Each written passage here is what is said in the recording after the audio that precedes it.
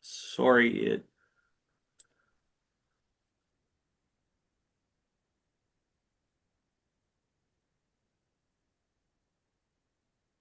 All right. Are we ready? Yes. Excellent. Okay. Welcome everyone to our, I believe, our third joint hearing on federal preparedness. Certainly, this comes at rather inauspicious times as we face down the barrel of a looming government shutdown that certainly, I think, hopefully, all of us would love to see avoided. It is looking increasingly unlikely that that is the case. And as we know, all too dramatically from this past session and ongoing, we know that Maryland is more exposed than any other state in the entire country to the uncertainty that is coming out of Washington, D.C. And so this joint hearing comes at an incredibly important moment as we stare into the fall and look at the level of uncertainty. We are very, very fortunate today to have the Lieutenant Governor with us. We will also be joined by Matt Verghese and Secretary Portia Wu, who will be able to talk to us about the impacts of the shutdown, particularly on our over 150,000 federal workers here in the state of Maryland. And then we also are joined by Andrew Schaffel, the Chief Deputy Comptroller, who will talk to us about the potential revenue impacts, what we've seen thus far, and what we are anticipating, given what we can say in the midst of what is increasingly looking like a shutdown. So without further ado, I think we will jump right in. I believe, Madam Speaker, are you introducing our Lieutenant Governor who is with us here today? I'll hand it over to you. Okay, thank you. Good afternoon, everyone. Marylanders are no strangers to threats of federal government shutdowns, but now these threats are becoming a reality. They are not something we can control, but they are something we can prepare for. They are something we can prepare our constituents for. That's why we are here today. We will hear about how we got here. We will hear about how a shutdown will affect our federal workers, and we will hear about how it will affect our state. Let's remember that Maryland has always been resilient in times of uncertainty. While a federal shutdown would present serious challenges, we are going to be ready to respond, protect, and support all our communities. With that, let's begin and welcome our first speaker, Lieutenant Governor Aruna Miller. Good afternoon, Senate President Ferguson, House Speaker Jones, and members of the committee. Thank you for the opportunity to address you. For the record, I am Aruna Miller, Lieutenant Governor of the great state of Maryland. In less than 10 hours, the federal government will shut down. While the people in this briefing did not cause the government shutdown, we will have to deal with the consequences of it. Maryland, as you know, is home to over 60 federal facilities, 260,000 federal workers, and over 200,000 federal contractors. Marylanders are feeling enormous uncertainty about the future of federal programs like SNAP, Medicaid, and TANF. And at a time when the president has already wreaked havoc on our people and our economy, we're left to wonder how he may exercise his executive power with the rest of the government closed. But let me be clear, while the challenges are real, so is our resolve. Today, you will hear from leaders who are working around the clock to prepare for a federal shutdown and to ensure Marylanders are protected. You will learn about the challenges we face. You will hear about the solutions we are prepared to deliver. And you will see that we are ready to take on this moment with focus, precision, partnership, and action. I appreciate the supports the General Assembly has put into law since the 2019 shutdown, and we look forward to working together to help our residents weather this storm. There's still a small chance of a last-minute deal that keeps the government open. Look, I'm an eternal optimist. I believe in miracles, and that miracles do happen. But if the government does shut down, please know this. Today's conversation won't be the last. The only way through this is together. We must lean on each other, we must count on each other, and we must stand shoulder to shoulder. If Marylanders can't count on Washington, they're going to count on us and lean on us. And together, we will leave no one behind. Thank you so much for having me here today, and thank you for your continued partnership. Thank you, Madam Lieutenant Governor. We appreciate your remarks to the committee, and thank you for being here with us today. We appreciate you, and we will certainly be staying in close contact as we move forward. We will now move into the presentation period of our joint hearing today. We will begin with Matthew Verghese, who is the Director and Senior Advisor of the Governor's Federal Relations Office and is no stranger to this group, who has been working around the clock to try to navigate alongside. Members, just for reference, we will take several questions after each of the presentations, but we are going to try and stick to our time commitment. So we will have a period at the end for discussion and comments as well. But if there are specific questions that members have of the individual presenters, we'll have a brief period after each presentation for those with a discussion period afterwards. So without further ado, Mr. Verghese. Thank you, President Ferguson, Speaker Jones. Hopefully everyone can see my quick presentation. Again, I'm Matthew Verghese, the Governor's Director of Federal Relations and Senior Advisor in his office. Great to be before this committee for now my second time as things continue to develop here in Washington in a way that impacts our great state. I know I have limited time, but I want to try to go through as much kind of material that I can. And of course, as I did previously, I'll make this slide deck available to all the members of the committee, and I look forward to your questions at the end of the presentation. As the Lieutenant Governor outlined, we are essentially in the twilight hour of funding of the federal government today. And without action by the Senate, the U.S. House of Representatives is out of session today. We will shut down for the first time in 7 years. We are heading towards a full federal government shutdown. Essentially, where we are is that the House passed a continuing resolution maintaining current funding levels through November, and that did not meet the 60-vote threshold in the Senate, which was actually rejected by a bipartisan measure 2 weeks ago. Most government funding deals in the Congress has been bipartisan. Because of that 60-vote threshold, both Democrats and Republicans often come together behind what this country needs in terms of keeping the government open, keeping federal employees on the job. Democratic leaders have made that pretty clear in terms of what they want in terms of healthcare assistance, especially extending the premium tax credits for the Affordable Care Act, and then, of course, making sure that the president respects Congress's power of the purse. And unfortunately, while we knew September 30th was coming for a long time, yesterday was the first time there was a meeting between the president and all 4 congressional leaders on this issue, just one day before the shutdown. And even though the door was open to a negotiation around healthcare issues, very large differences, in the words of Leader Schumer, continue to exist and show us why we're barreling towards a shutdown today. The legal framework of the shutdown, just to remind people, assume that we do shut down at midnight. Essentially, where are we going in terms of the federal government impact to our state?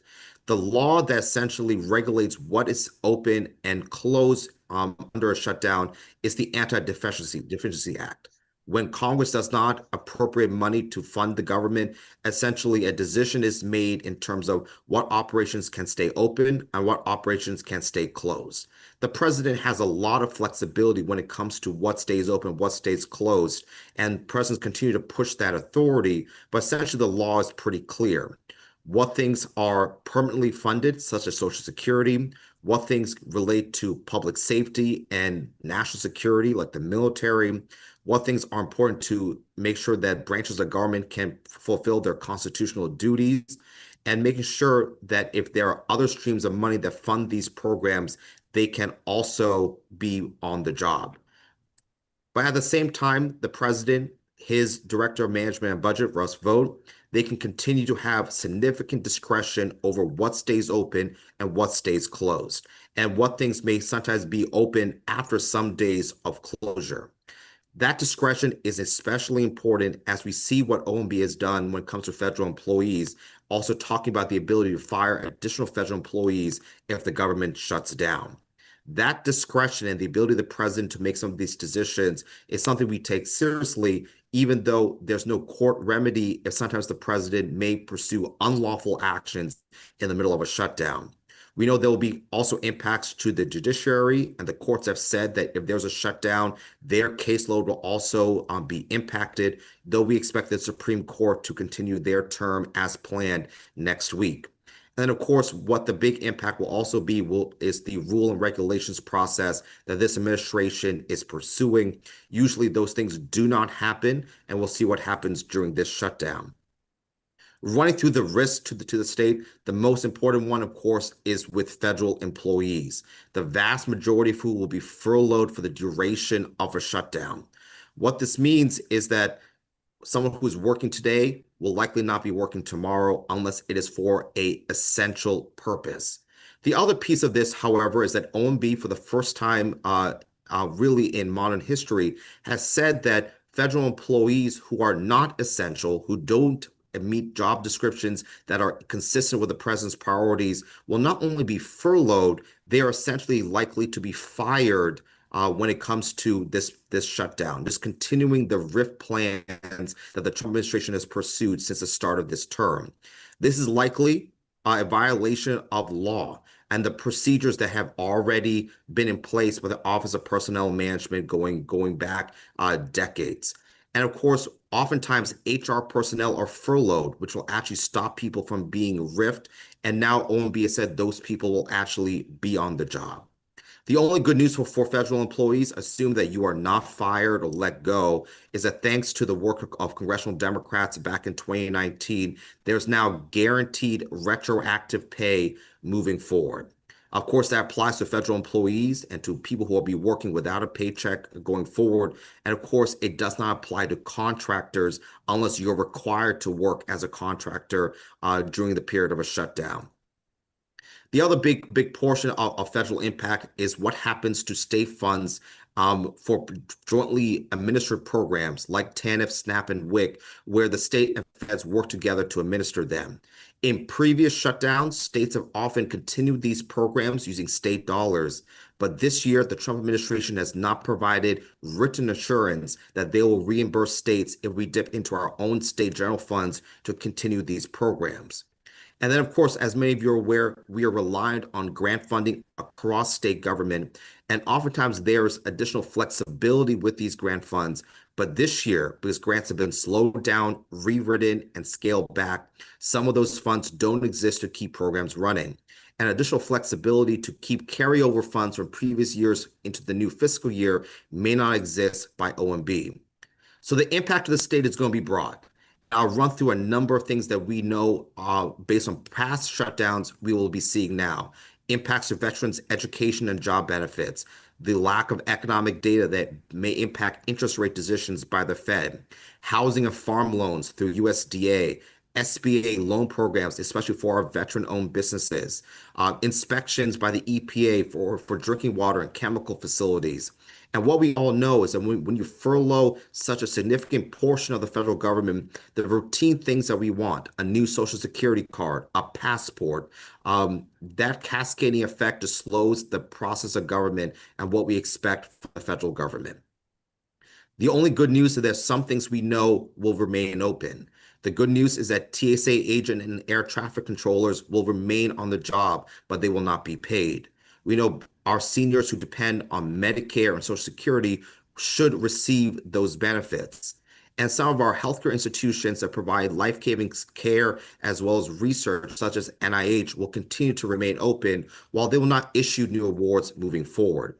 We know CHIP will continue for children who need health insurance. Looking for federal employees, we know UI benefits will also continue. Mortgage payments under FHA will continue, as well as we're in the middle of hurricane season. If there is a hurricane and a disaster, emergency relief programs will continue, and our veterans will get their VA benefits. A number of things that do not depend on annual appropriations by Congress, such as the IRS or immigration enforcement, which are core priorities of the president, will also continue as we move forward, as well as programs that have advanced appropriations or mandatory appropriations like Medicaid will also continue. So a whole chunk of the federal government closed, but some key services that will continue. As the state looks at this, really, I think the key thing going into tomorrow is that a number of these major federal programs, based on how the state has been able to draw down federal funds and plan appropriately going throughout the fiscal year, many of them will continue as we move forward. But because we have not received assurances of reimbursement by the Trump administration, if this is an extended shutdown, it'll force tough decisions by the governor and DBM here in the state in terms of prioritizing programs that may need to be shuttered if this goes on for multiple weeks.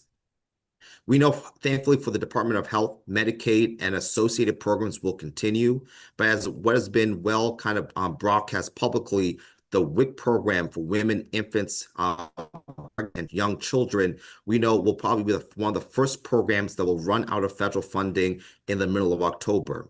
There is a contingency pot of money, as well as USDA offering additional flexibility, which have not been authorized as of today.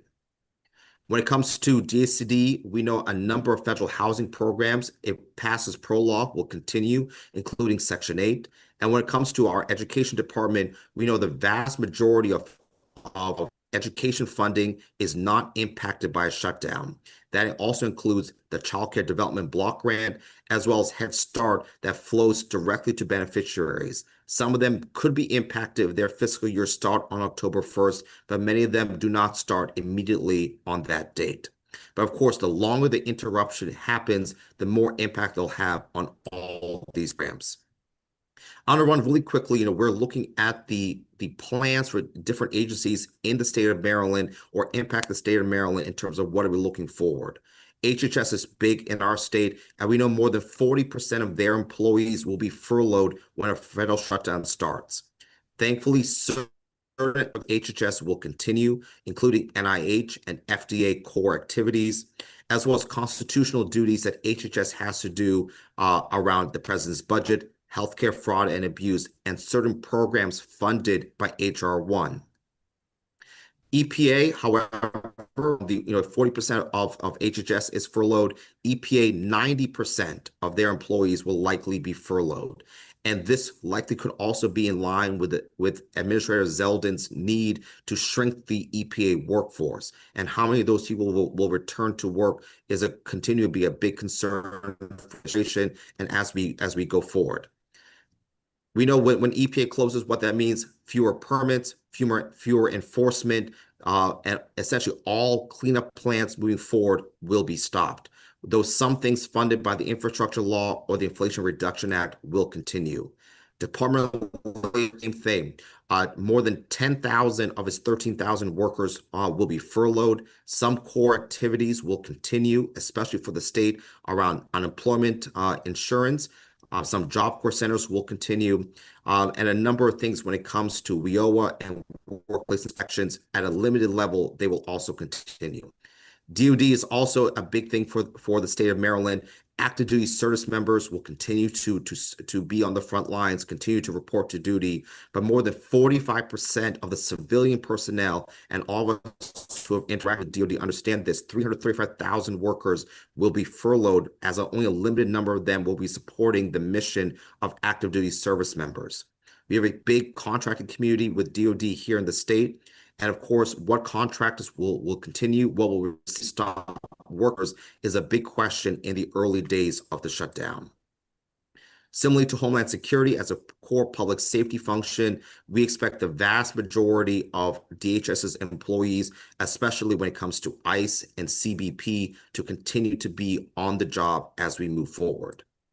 And the last thing, I know it's a big impact to show the challenge we have as we move forward. Here we are, 2 p.m., 10 hours from a shutdown, and we still do not have the plan for a number of federal agencies when it comes to their workforce and their functions in a shutdown. We know, for example, with the Department of Agriculture, they have said that they're preparing RIFs, firing employees that are not required to work. The last thing I'll end with is the question I get is, are we going to shut down today? My gut says yes. And the second question is, how long will this shutdown be?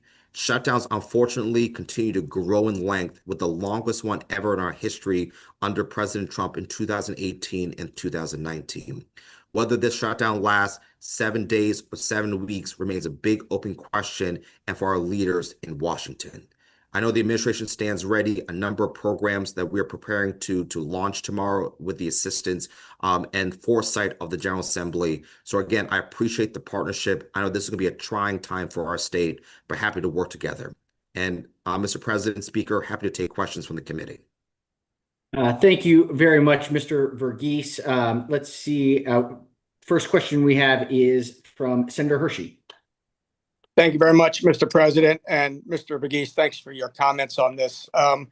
As the governor's representative down in D.C., I'm sure you're very attuned to the actions and thoughts of our U.S. Senate members. Given the fact that Maryland would be disproportionately affected by a shutdown, and as the Senate President just mentioned, over 150,000 jobs, it is imperative that we try to avoid this shutdown.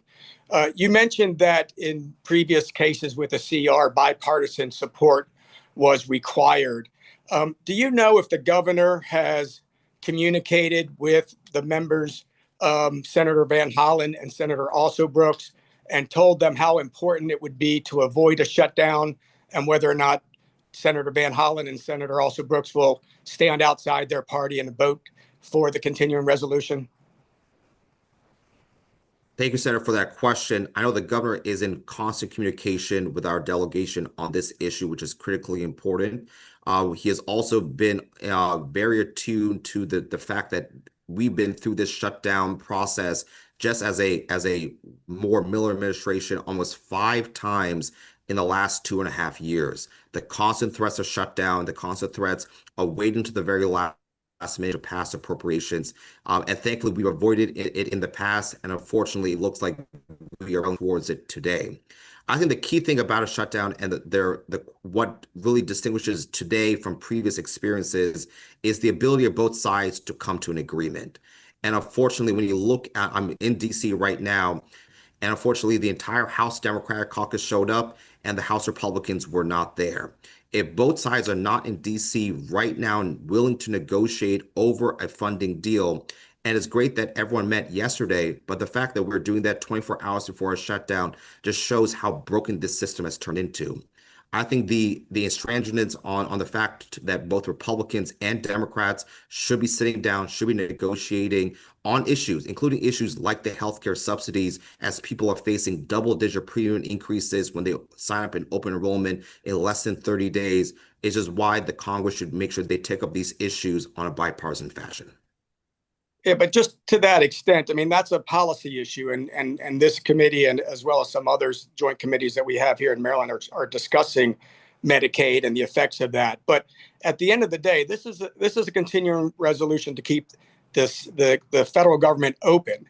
And why are those issues being brought into this negotiation rather than, as you said before, the bipartisan support that's needed and has been achieved every other time in order to keep the government open? I would say simply, sir, that when you expect anyone from an opposite party to vote for a bill, there should be some consultation and negotiation around it. Republicans crafted their proposal by themselves, didn't even negotiate with either House Democrats or Senate Democrats, and then expected Democrats to vote for it. And I think that is why we're in this situation.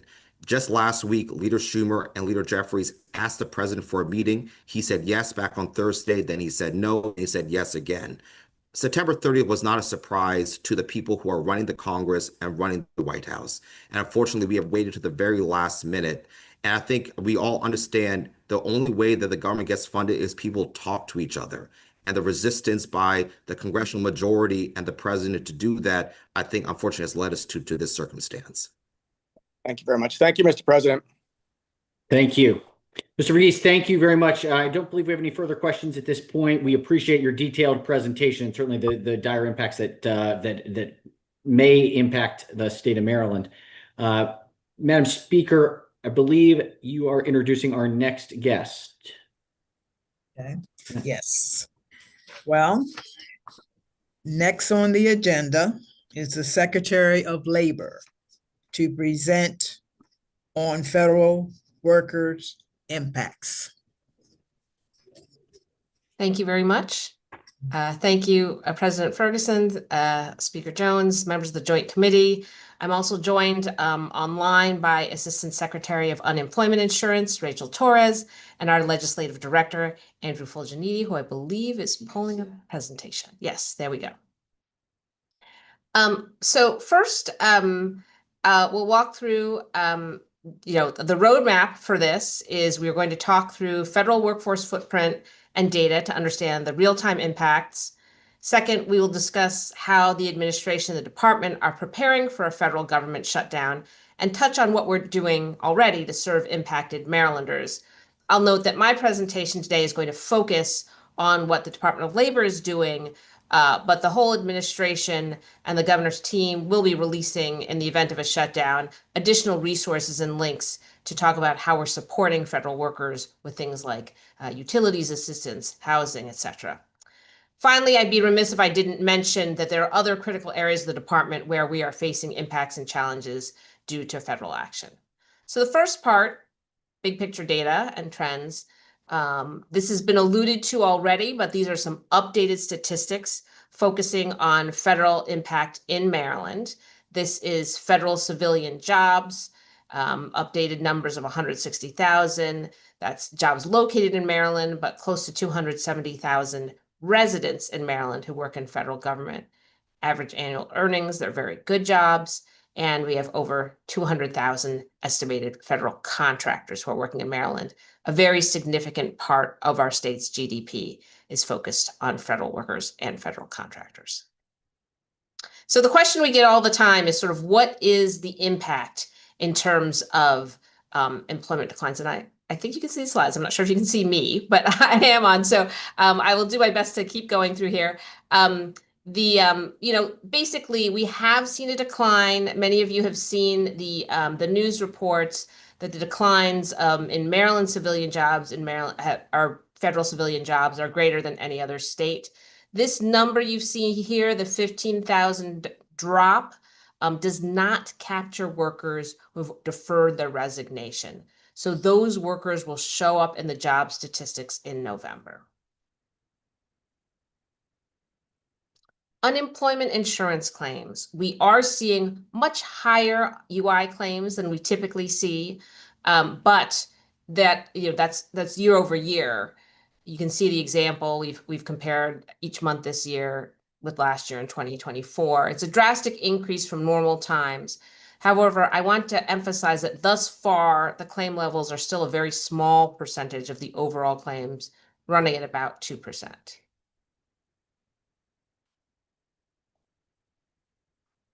The next section is on meeting the moment and helping Marylanders, and essentially what we are trying to do to provide supports. So there are several programs we administer in the Department of Labor, and here we've shown them based on the types of workers we're seeing, because there are many different categories of workers who are impacted. So some workers have been terminated from federal government employment, or maybe some will be furloughed in the event of a shutdown, and some are accepted. So those are individuals who must keep working, but without pay. Often, then there, as Mr. Verghese also referenced, there are essential workers who are funded for other reasons and are continuing to work and continuing to be paid. So there are a number of programs, and I will go into detail in the next slides, but on a quick thumbnail, there's unemployment insurance, which generally covers laid off or furloughed federal workers or contractors. And then we have two distinct loan programs, one for individuals who have been terminated from federal civilian employment, and the other is for a subset of those impacted by shutdown. Those are the accepted workers who must continue to work but without pay. And those individuals, because they still have a job, are not eligible for unemployment insurance. So the loan program, which was created by statute by the General Assembly, is designed to assist them. Slide. So touching on unemployment insurance, many of you are very familiar with the program, especially from your experiences during the pandemic. You know, UI can be a critical bridge for workers who are laid off through no fault of their own. In this case, UI specifically serves those federal workers who have been furloughed and or those who have been permanently laid off or RIFed. I want to emphasize that two components of this. First of all, individuals need to remember, this is for your constituents, to apply in the state of their duty station. So individuals who live in Maryland but work in Washington, D.C. should generally be applying for unemployment in Washington, D.C. Also, federal employees, because they will be repaid afterwards with retroactive pay, they will be asked to pay back any unemployment insurance benefits they receive. That's true for federal employees. For federal contractors, however, if they receive pay, if they're unpaid, they generally will not get retroactive pay. And so if they don't, then they would not have those repayment obligations. There's more information at our website. I wanted to emphasize, as I mentioned, there were a lot of difficulties with unemployment insurance during the pandemic. And I will say, during the last administration, there was a loss of staff at unemployment. Staff was cut by about 150 people, or 30%, and those vacancies were not filled. So a huge part of my emphasis as secretary has been to restore that level of service. I will say, when I first started, I noticed people were coming to our lobby, and I said, what are they coming for? Well, it turns out they were asking about unemployment insurance. They were told to scan a QR code on the wall and make a virtual appointment with a contract agent. That is no longer the case. We have people on the ground floor ready to help people who walk in the door. We've also expanded in-person services at targeted American job centers across the state with UI professionals there. And just this year alone, you can see the numbers. We've served thousands of Marylanders who are walking in the door seeking help. We have also brought in-house our claims center, the call center. We've served over 700,000 individuals this year at a savings to the state of over $10 million from our prior contract. In terms of preparing for what's coming ahead, we've been doing webinars to educate people. We've established a dedicated team to focus on federal claims. I will note also, many of you are familiar with Beacon. We are working on some additional options to try to improve that functionality. It is not the strongest system. It does have a number of flaws, which many of you have experienced. However, we can control some things, and one of them is we just recently overhauled our website. We heard often that people did not understand our jargon, found it very hard to navigate. It's still early days, but we're already seeing that more people find this website much more accessible, and they're able to complete the tasks and find the answers they're looking for. I want to also touch on the federal shutdown loan program. So as I mentioned before, this loan program was created under statute, and it's available to accepted or emergency essential civilian and non-civilian employees. So it's important to note that this is for people who are working but not being paid. We are planning to open this loan program in the event of a shutdown starting next week. We will not issue any loan payments if the shutdown is very short. The shutdown is very short in duration, so less than 2 weeks. However, if it persists beyond 2 weeks, we will be moving ahead with processing those loans and issuing them in mid-October. The other loan program, which already exists and is up and running, which was also created by the General Assembly and signed into law, is one for federal workers who have been laid off, so permanently lost their jobs.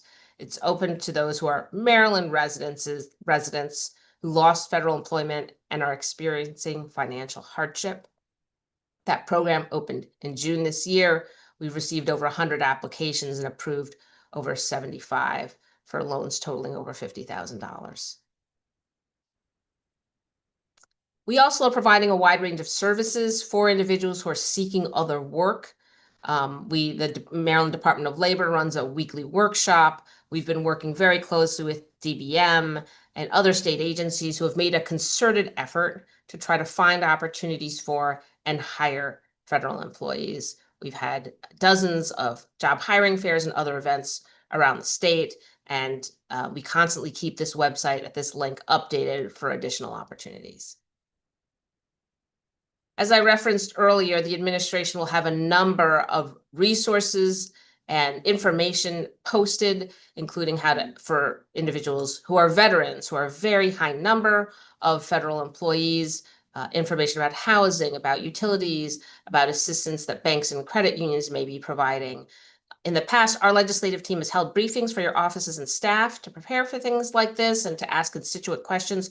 We'd be happy to do that, to talk more about all of these resources that we're making available at the department. And finally, I want to touch very briefly on some of the challenges ahead.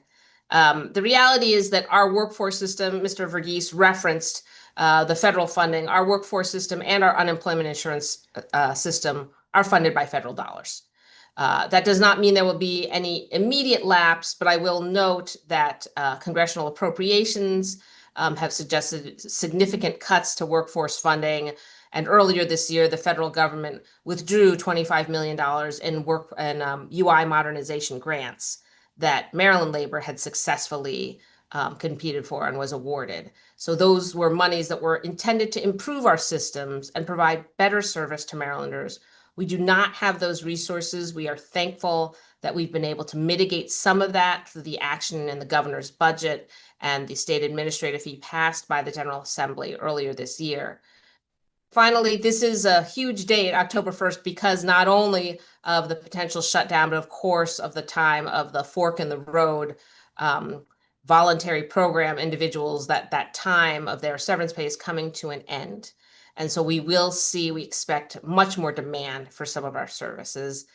And finally, there's still a lot of unknowns. We cannot know what some of the additional changes and potential reductions might hold in store. But as Lieutenant Governor said, we're in this together. Maryland Labor stands ready to work with you and your staff to make sure we are providing absolutely the best possible service to your constituents and everyone across our state. Thank you. Happy to answer any questions.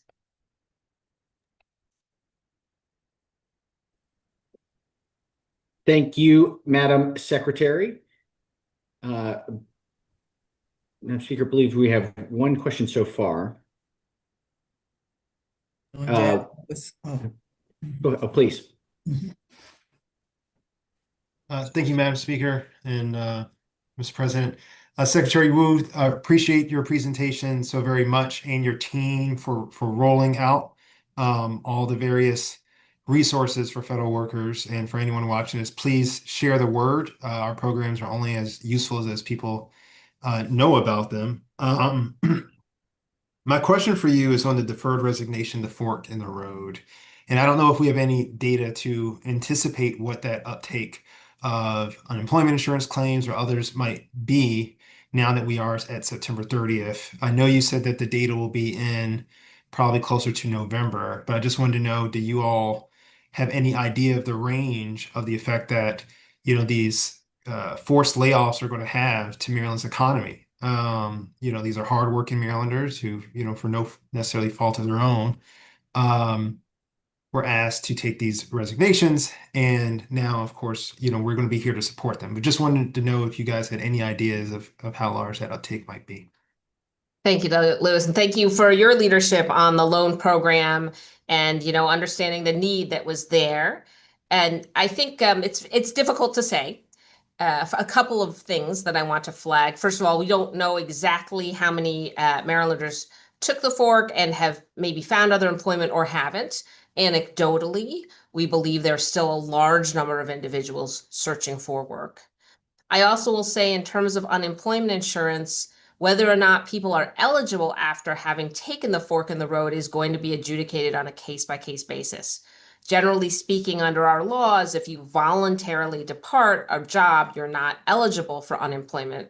However, there were cases where if you are taking a voluntary buyout because your job will be eliminated, then that's considered not really a voluntary departure. It's more in the nature of taking a buyout in the event of a layoff. So it will depend sort of on where people are in the different agencies.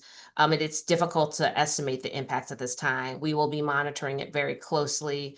Finally, I'll note we are also coordinating with our sister jurisdictions because, as I said, many Marylanders actually work in DC. So DC will get their notice of layoff, not us.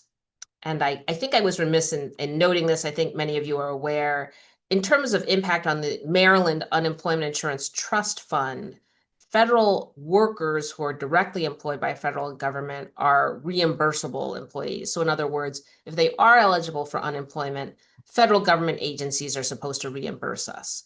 So for those individuals, that will not have an effect, a direct effect on the trust fund. That's not true for federal contractors or others who might otherwise be reliant on federal funds in a more indirect way. That will be paid for out of the fund. Thank you, Secretary. I have one follow-up, and I don't know if there's been any communication with the Attorney General, but of course, there's some conversation that when this shutdown that we're looming towards happens, that the current administration in Washington believes they are empowered to lay off more federal workers. And I don't know if there is any coordinating or conversation around strategies around that. But I just want to lift up the fact that, there are more layoffs coming based off of what we hear. And, on addition to this fork in the road and what we already experienced, it looks like there will be more Marylanders laid off just because of the shutdown and that opportunity that they'll be taking. I mean, I defer to Mr. Verghese and the federal team, but I will say we have already been in touch, and we had very successfully coordinated with the Attorney General and his team, and appreciate their leadership, for example, around the probationary employee firing, and took some very effective action at that time.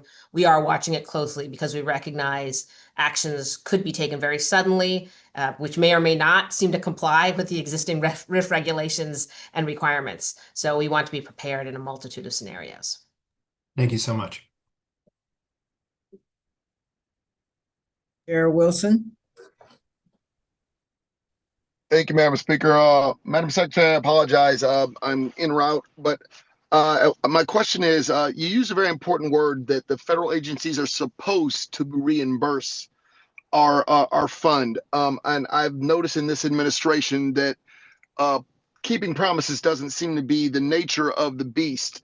So my concern goes with again, are we relying on the fact that they will pay us back, or are we following historical patterns of this administration and presuming that we may not get any funds returned for these federal workers that were laid off? Thank you, Mr. Chairman. We thus far, the agencies have been reimbursing our unemployment insurance agency. And of course, if they were to not make that decision, that would have an impact for every state in the country. Again, we can't anticipate what other actions or steps might occur. The federal agencies also have the right as employers to contest our determinations and whether they believe individuals are eligible for UI. I think the thing we have found most challenging so far is that, especially at the start earlier in the year, we were often significantly delayed in getting responses from federal agency employers. That has improved. And thanks to the work of the federal team, we've managed to reach out to many agencies. But obviously, in the event of a shutdown, it may be very difficult for us to get the responses we need. And we are required to reach out to the employing agency to seek a response and confirmation of employment. We do have ways for individuals to sort of prove up their case without that, but it does cause a delay, which I know can be frustrating for claimants. They're wondering why it's taking so long. It's because we have to go back to the agency to ask, and often we're not getting timely responses. Thank you. I do appreciate the work and the workup you've done. We've worked, very hard, and I've watched you as far as rebuilding your agency. So I really appreciate this being prepared. And I guess I'm always concerned about promises being kept, and also, as you brought up, the delay. So I appreciate you keeping that in mind. Thank you very much. Thank you, sir. All right, looks like our next question is from Senator Reedy. Thank you, Mr. President, and thank you, Madam Secretary, for the excellent breakdown. I have a question, and I excuse my ignorance, but for the ones that have deferred resignation or that resigned, have we talked about the ones who've resigned and then have received pay for 6 months? Is that part of a concern, or is that a separate category than what I know? We're talking about some that are deferred resignations. Is that factored in? Because we wouldn't be paying unemployment as a state if you received 6 months pay after resigning back in the winter, correct?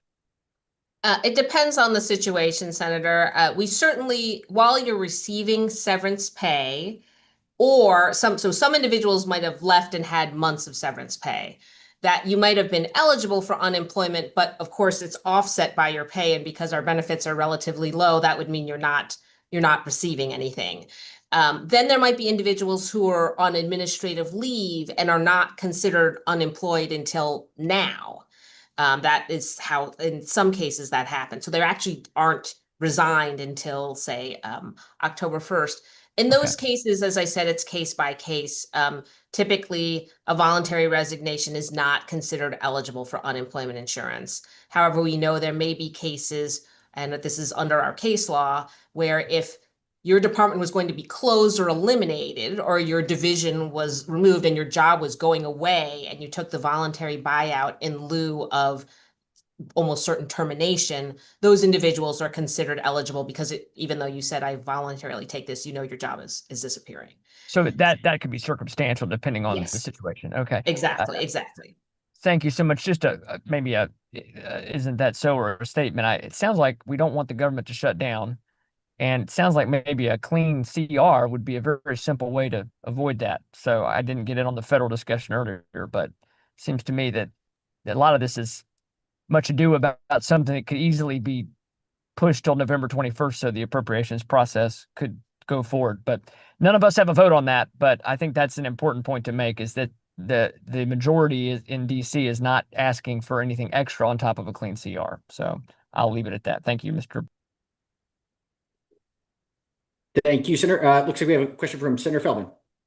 Yeah, thank you, Mr. President. Just real quick, Madam Secretary, because we talked about delay and getting information from federal agencies. So how dependent are you on the Bureau of Labor Statistics? In other words, let's say this is a prolonged shutdown of 30 or 45 days. Do we have the capacity to really know what's going on in terms of the impact of our state?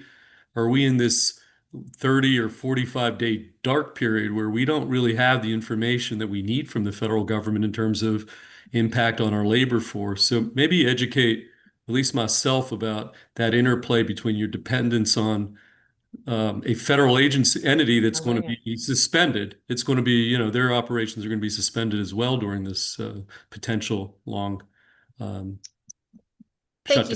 Thank you, Senator. And actually, because some of our staff that do labor market information are directly funded by Bureau of Labor Statistics money, some of them will not be able to perform some of those roles because of the federal funding that would ensue or be shut off because of a shutdown.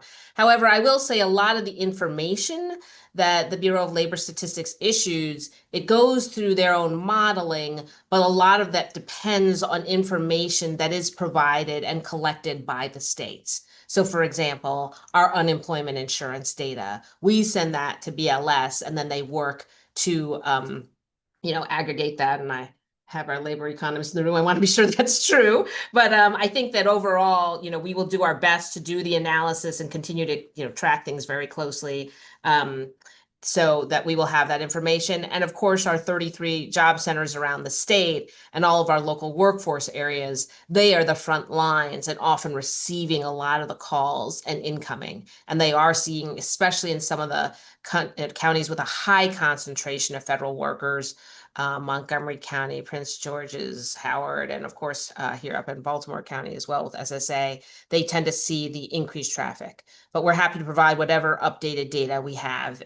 It will be slightly more difficult, but a lot of the federal data depends on things we are reporting. Gotcha. Thank you. All right.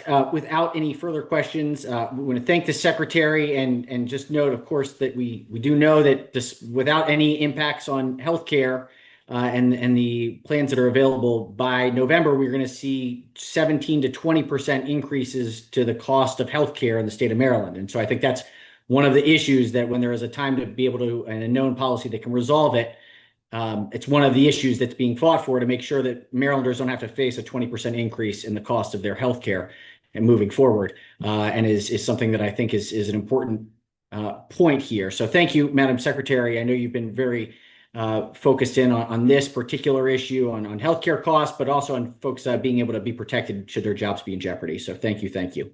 Thank you very much. All right. I believe our final presenter today is from the Chief Deputy Comptroller, Andrew M. Schaffel, who is going to present with our prior experience of federal shutdowns and the impact on state budget. Mr. Schaffel, please take it away. Thank you, Senate President Ferguson, House Speaker Jones, and committee. For the record, I'm Andy Schaffel with the Chief Deputy Comptroller for the state of Maryland. With me, I have Matt Dudzik from our Government Affairs Office, who's going to run the deck for me. We've had a lot of great speakers so far who have provided a lot of background, and I think you've seen these numbers from our office before, but I wanted to include them in my deck so you had them in place for this meeting, as these stats are extremely relevant prior and especially now. So just to open up, and I'll go through them quickly. This first one just shows annually there's about $150 billion flowing through the state of Maryland, derived directly from the federal government. Not everything on this slide is at risk during the shutdown, as Mr. Verghese alluded to. For example, direct payments, things like Social Security, they are very likely to continue flowing, assuming there are no major issues in those agencies. But this really does help illustrate the significant amount of dollars. Next slide. As has been shown, the number of jobs in our region, because our regional economy matters quite a bit to our fiscal impact, is just over half a million, so 538,000. Maryland makes up 229,000 of those. And as you can see, we have a lot of Maryland residents that go into Virginia and DC to work in jobs held there. Notably, we make up 41% of the jobs in DC, the direct federal jobs. And again, these are just federal jobs. These are not contracting jobs. These are direct federal employees. Next slide.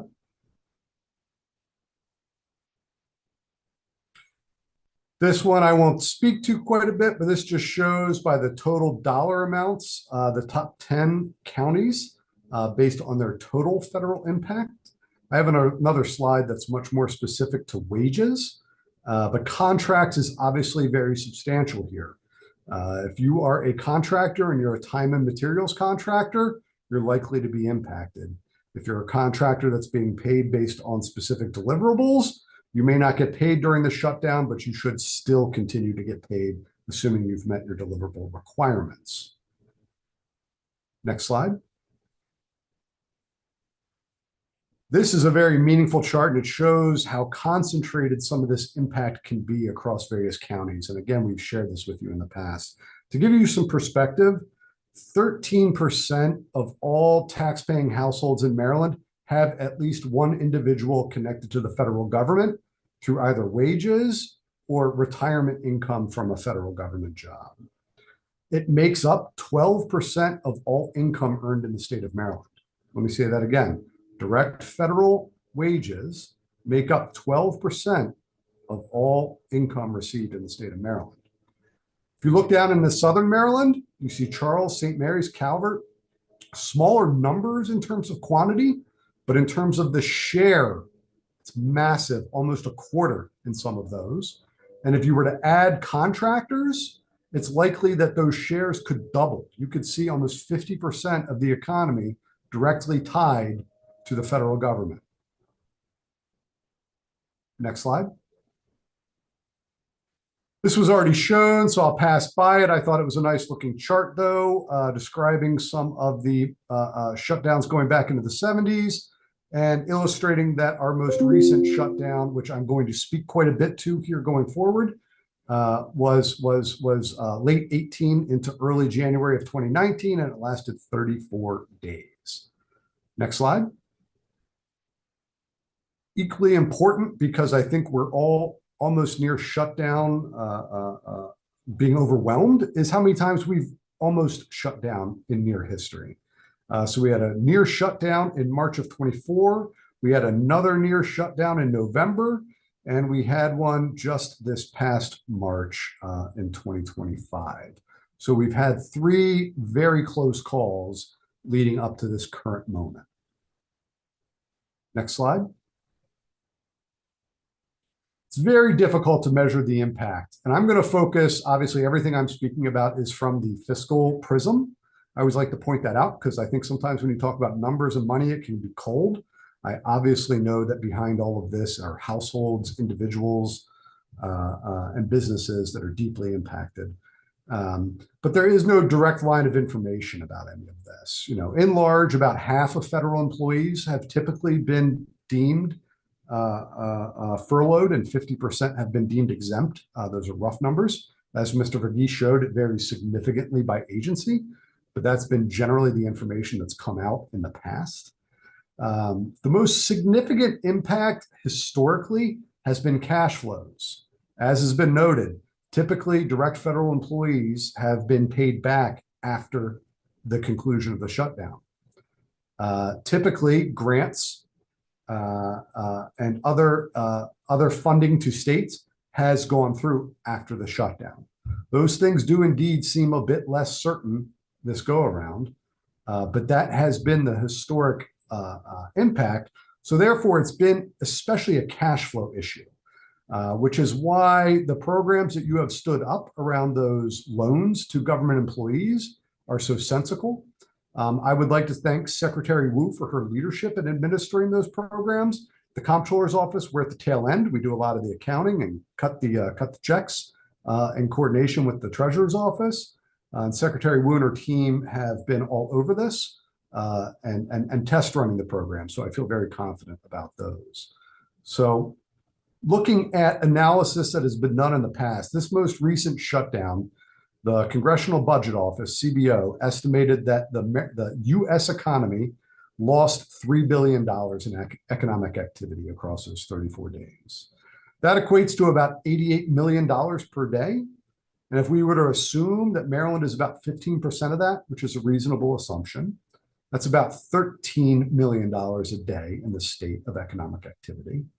And then if you make various assumptions about how that flows down into our revenue stream, that could be about $550,000 of lost revenue per day of government shutdown.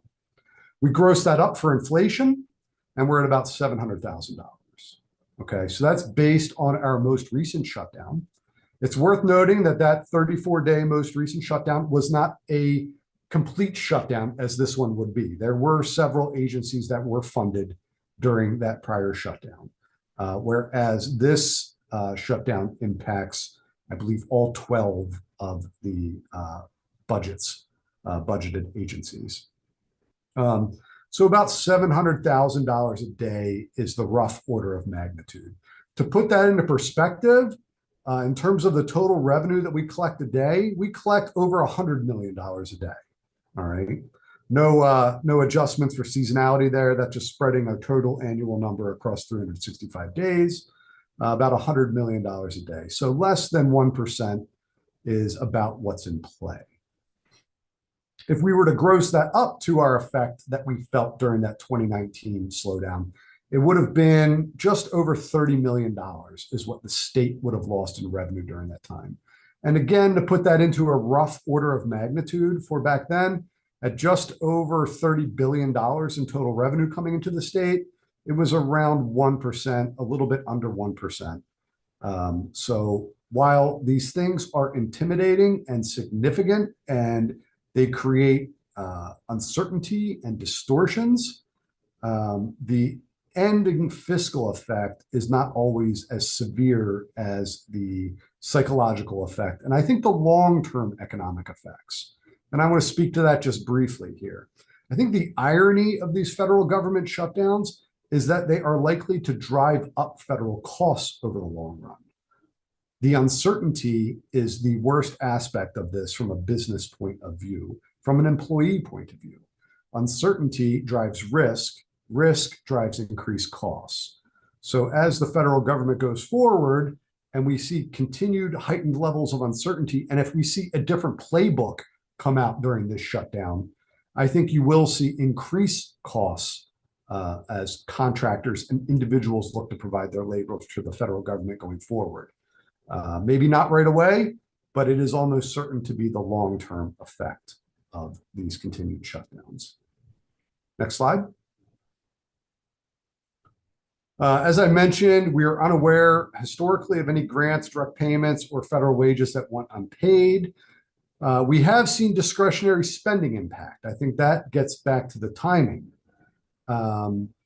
Of note, and we don't have economic models to back this up, but during that last 34-day shutdown, because we are a net exporter of workers into the district and into Virginia, we've actually seen increased spending in the state of Maryland, right? There is or was an expectation that employees would be reimbursed for their lost pay. And so they might go out and have that extra lunch in Maryland that they would have had in the district or in Northern Virginia. We've seen it in entertainment venues. We've seen it in our lottery and our gaming revenues. So there is a shift in that discretionary spending, but that shift in discretionary spending is typically predicated on the belief that you will be paid at the end of the day. And I'm not sure that those conditions exist right now. To go beyond the tax impacts where I spoke about that, a typical federal payroll withholding is about $65 million every 2 weeks. So that's our cash flow impact there to the state. For the individuals being paid, it's $840 million in wages. Just under $1 billion in wages every 2 weeks going out to Maryland residents. Contractors have documented mixed results. There's generally no requirement to pay those contractors on time and materials. Some contractors in past shutdowns have announced intentions to pay their employees. As leading up to the COVID recession, it was a very tight labor market for very skilled employees. And I think contractors felt very compelled to pay their staff to help retain their staff during the shutdown. Those conditions seem less likely at this point in time. With the influx of federal employees moving out, or the outflow of federal employees going into the labor market, the contractors have a bit of a looser labor market for services they might be looking to procure. So I would imagine there is a smaller likelihood of contractors getting paid during this shutdown. I think what is missing in all of this analysis I've given you here is that this is one more level of instability on top of what our federal ecosystem is going through right now, as everyone has already alluded to. And how that amplifies the downsides of what our families and businesses are going through is very uncertain compared to this last study. So I just wanted to say that in conclusion, while I've put that sort of $700,000 per day number out there, I think the risk is to the upside there. That if anything, this one could be a bit more significant given what has taken place prior and the words that are coming out of the current administration. And then Senator Feldman, I wanted to also speak to your last question, which was regarding the timing of some of that economic data. As many of you know, I used to lead the Bureau of Revenue Estimates. And as they look forward to their December estimate, which is so significant for you and the budget and the governor's office as they prepare the budget, one of the most important points that we're waiting to hear is the number of employees that took that fork in the road.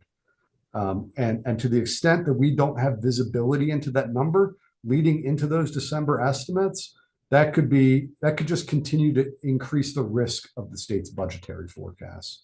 There's already a number of risks around everything related to the federal ecosystem, but not having that number would be very challenging for us as we head into that point in time. So I did want to highlight that before I concluded. Thank you, Senate President. Thank you, House Speaker. Open for questions. Thank you very much, Mr. Schaffel, for that stark presentation as well. I think your assessment on the upside risks are probably quite accurate. Are there any questions from members?